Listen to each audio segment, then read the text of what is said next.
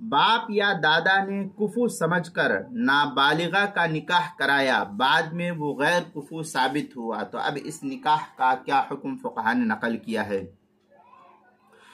چنانچہ اگر باپ یا دادا نے نابالغ لڑکے یا لڑکی کا نکاح کسی شخص سے کفو سمجھ کر کیا، مثلاً اس شخص نے اپنے کو کفو ظاہر کیا اور اس پر دادا نے یا باپ نے اعتماد بھی کر لیا، پھر بعد میں معلوم ہوا کہ وہ غیر کفو ہے، تو اس صورت میں تفصیل اس کی یہ ہے کہ بالغ ہونے سے پہلے تو صرف باپ یا دادا کو خیار فسخ حاصل ہوگا، یعنی اگر وہ چاہے تو فسخ کر دے یا منظور کر لے، اس کو اس کا اختیار ہے، دونوں کا اختیار ہے اس کو۔ اگر منظور کر لیں گے تو یہ نکاح لازم ہو جائے گا اور بعد میں کسی کو حق فسخ حاصل نہیں ہوگا۔ اور اگر باپ یا دادا نے علم ہونے کے باوجود نہ تو نکاح کو فسخ کرایا، نہ صراحتاً نہ دلالتاً منظوری دی، تو اس کی وجہ سے اس کا خیار فسخ ختم نہ ہوگا۔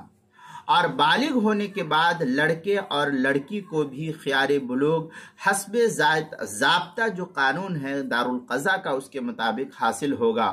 اب جو چاہے اس نکاح کو فسخ کرا سکتا ہے، اگرچہ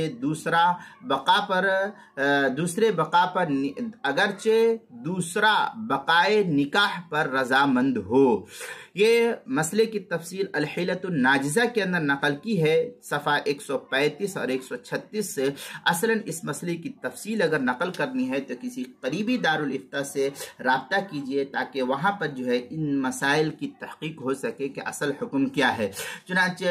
خزانۃ المفتیین کے اندر ہے، الاب اذا